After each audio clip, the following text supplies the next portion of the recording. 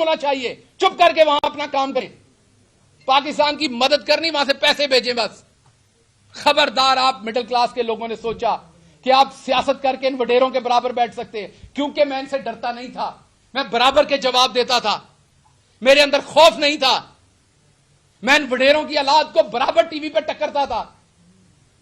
مجھے تب بھی دھمکیاں دی جاتی تھی. میں واحد ہوں پی ٹی آئی میں جس نے پی ٹی آئی کی حکومت میں آپ سب کے سامنے ہائی کورٹ میں کیس بکتے, منہ پہ سیاہی ڈلوائی, انڈے کھائے, جوتے مارے گئے مجھے.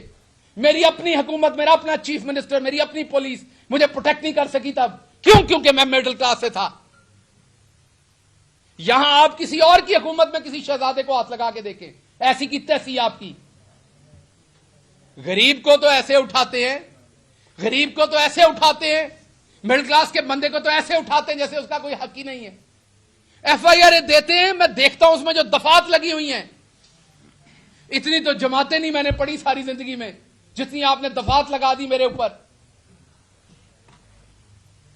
اور میرے بیانوں کو اپنی مرضی سے توڑ مروڑ کر پیش کیا. آپ کہتے میں نے یہ گناہ نہیں کیا. نہیں, آپ نے کیا ہے. زبردستی ہے آپ کے اوپر کہ آپ نے کیا ہے گناہ. اب کیا ہو رہا ہے؟ چھپا کے ایف آئی آر دی جا رہی ہیں. اگر میں پوائنٹ آؤٹ کرتا ہوں کہتے پارٹی چھوڑ رہا ہے. لوگ اپنے اپنے وی لاگز کے ویوز بڑھانے کے لیے شہباز گل پارٹی چھوڑنے کی سوچ رہا ہے. شہباز گل نے اپنا سب کچھ جلا دیا اس ملک کے لیے, عمران خان کے ساتھ ابھی بھی کھڑا ہے, پارٹی چھوڑنے کے لیے کھڑا ہے. سو اس لیے میں آج کی پریس کانفرنس میں جو سب سے امپورٹنٹ بات آپ سے کرنے جا رہا تھا وہ اب کرنے جا رہا ہوں. میرے اوپر ایک بلوچستان میں ایف آئی آر دی گئی جس کو ہم نے وہاں پر وکلا ہائر کیے. عام بندے کے لیے عام بات ہے, امیر آدمی کے گھر میں کوئی بیمار ہو جائے نا, عام بات ہے. ڈرائیور ہوتا ہے, مینیجر ہوتا ہے, ہاسپٹل فون ہو جاتا ہے, وہاں سب کچھ تیار ہو جاتا ہے. یہ پیچھے اسلم صاحب کھڑے ہیں, ان سے پوچھیں ہمارے جیسے فیملیوں میں جب کوئی بیمار ہوتا ہے تو کیا ہوتا ہے؟ پہلا فکر پہنتی ہے پیسے کتوں لے آنے نے. چلیں ٹھیک ہے, میں آپ لوگوں میں سے اسودہ ہو گیا امریکہ جانے میں, لیکن جانتا تو ہوں نا یہ سارے مسئلے. اسی طرح جب کیس بنتا ہے نا غریب آدمی پہ, مڈل کلاس پہ, تو اس کو پتا ہوتا ہے میں نے اس عدالت میں پہنچنا کیسے, میں نے وکیل کہاں سے کرنا ہے, میں نے اس مقدمے کو کیسے لڑنا ہے. کیونکہ آپ کا وہ اشرافیہ کا نیٹ ورک نہیں ہے جس نے آپ کو پروں میں چھپا لینا ہے. بلوچستان میں کیس ہوا, بلوچستان کی ہائی کورٹ میں گئے, بلوچستان کے جج صاحب آرڈر کر رہے ہیں کہ اگر کوئی اور ایف آئی آر ہے شہباز گل پہ تو وہ لے آؤ. بلوچستان کے جج صاحب کے ساتھ جھوٹ بولا جاتا ہے, ایف آئی آر نہیں لائی جاتی ان کے سامنے, جو ہوتی ہے اسے وہ قانون کے مطابق کویش کرتے ہیں اور ایک ایف آئی آر کر کے چھپا کے رکھی جاتی ہے تاکہ جب اسلام آباد میں کورٹ کی تاریخ بھگتنے جائے اس کو پھر دبوچ لو. کیونکہ اسماعیل گل کا پوترا ہے نا, یہ کون سا کسی نواب کا پوترا ہے, دبوچ لو دوبارہ.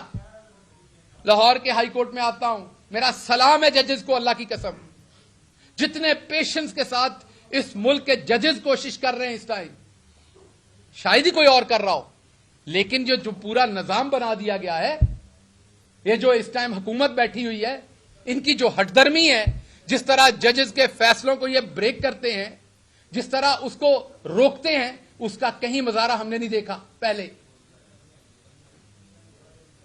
6 کے قریب ہیئرنگز ہوئی, ہر دفعہ جج صاحب نے کہا لائیں کون سی ایف آئی آر ہے, جھوٹ بولے گئے, نہیں بتایا گیا. ابھی پچھلی ہیئرنگ میں بھی ایف آئی آر کی پوری تفصیل نہیں دی گئی, صرف یہ بتایا گیا کہ ہاں جی بلوچستان میں ایک اور ایف آئی آر ہے. تو میرا سوال ہے, یہ بلوچستان ہائی کورٹ کے جو آنریبل جج کا فیصلہ تھا کہ کوئی اور ایف آئی آر ہے تو سامنے لائیں, اس کی بے توقیری کرنے کی جرت کس کی ہوئی ہے؟ میں تو چلو مڈل کلاس ہوں, میری تو آپ بار بار کریں گے, میں تو ایک غدار آپ کو مل گیا ہوں, مجھے تو آپ 2 ڈالیں گے تو 2 ڈالیں, لیکن کم از کم اس سے 2 فائدے ہوں گے. ایک تو میرے جیسے کسی اور کو امریکہ میں بیٹھے بخار نہیں ہوگا, وہ دوبارہ ادھر کو نہیں چڑھے گا. آپ لوگوں کے 2 ہی کام ہیں, ادھر سے آئی فون خریدیں 8-7, شیمپو خریدیں, باڈی واش خریدیں, ادھر کے لیے اور تحفے خریدیں, بیگ بنائیں, ادھر ہنس کے تصویریں کھنچوائیں اور واپس دفع ہو جائیں. ادھر حق مت مانگیے گا اپنا برابری کا, کیونکہ آپ کو عادتیں پڑی ہوئی ہیں وہاں کی, آپ کو زکام ہوا ہے وہاں کا, وہاں آپ کو دی جاتی ہے برابر کی عزت. یونیورسٹی آف الینوائے میں مجھے کوئی غدار نہیں کہہ سکتا تھا امریکہ کا، حالانکہ میں امریکہ کا شہری نہیں تھا. میں نے امریکہ کے ساتھ وفاداری کا حلف کبھی نہیں دیا تھا، لیکن وہاں میں کھل کے بات کرتا تھا، مجھے کوئی غدار نہیں کہہ سکتا تھا.